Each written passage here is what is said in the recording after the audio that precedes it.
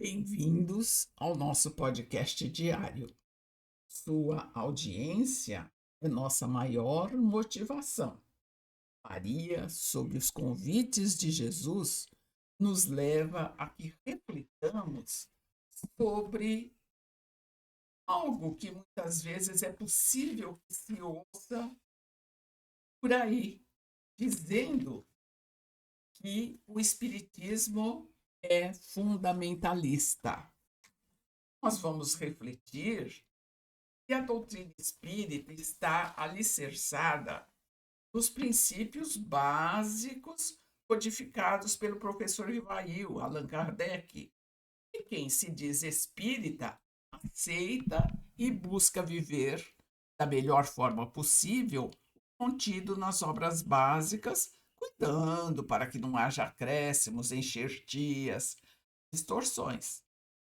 Na realidade, esse aceite, esse cuidado, esse respeito doutrinário, entende, por exemplo, que a doutrina tem uma estrutura, um alicerce, uma unidade, o caracteriza, e que é diferente de qualquer outra forma de entender a imortalidade, a continuidade da vida após o decesso do corpo físico. E recordemos, então, alguns detalhes que deixam claro não ser o espiritismo uma doutrina fundamentalista.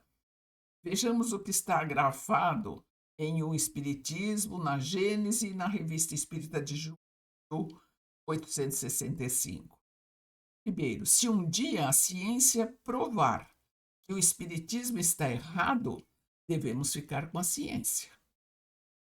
Caminhando a par com o progresso, o espiritismo jamais será ultrapassado, porque se novas descobertas lhe demonstrarem o erro acerca de um ponto qualquer, ele se modificará nesse ponto. Se uma verdade nova se revelar, ele a aceitará. O Livro dos Espíritos não é um tratado completo de espiritismo. Ele apenas coloca as bases e os pontos fundamentais que devem se desenvolver sucessivamente pelo estudo e pela observação. O Espiritismo está longe de ter dito a última palavra quanto às suas consequências, mas é inabalável em sua base porque ela se assenta sobre fatos. E quais são esses fatos? Qual é essa base inabalável? A existência de Deus, a imortalidade, a comunicação dos espíritos, a pluralidade dos habitados, a evolução. Os seres criados por simples e ignorantes são princípios doutrinários e quem se dispuser a ser espírito estudará, conhecerá e porá em prática estas situações todas. Lembrar que isso é uma forma opcional, livre, não é impingida a ninguém e jamais se menospreza outras formas de perceber a realidade. O bom senso, por exemplo, deve vir em primeiro lugar, nos quais os itens reflexivos ao homem de bem no Evangelho de Jesus abre-se como uma trilha luminosa para que o seu viver seja motivador. Então é importante o teor desses raciocínios, e somente conhecendo nós poderemos evitar que se insira no centro espírita um cerceamento de estudo. E apesar de o codificador ter deixado bem claro que os questionamentos e as interpretações são altamente necessárias, recomendáveis para o desenvolvimento livre da doutrina. Observemos o respeito de Allan Kardec a todas as crenças religiosas de seu tempo, apesar de ter vivido períodos de lutas em meio a manifestações fanáticas intensas. Sempre que possível, deixava claro que os ensinos dos espíritos superiores não se ocupavam de questões dogmáticas, mas insistia na liberdade de pensamento como tal, o direito de cada um se dirigir a Deus da forma que melhor lhe aprovesse.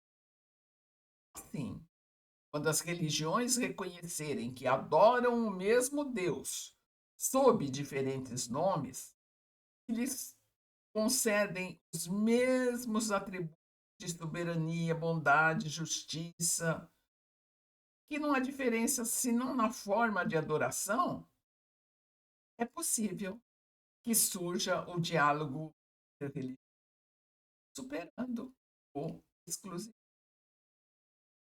O Espiritismo, portanto, jamais é ou será fundamentalista, porque é aberto e se propõe ao diálogo, ao estudo, à reflexão, ao aprofundamento, ao entendimento, na busca da transcendência do ser. É um terreno neutro sobre o qual todas as opiniões religiosas podem encontrar-se, dar-se as mãos.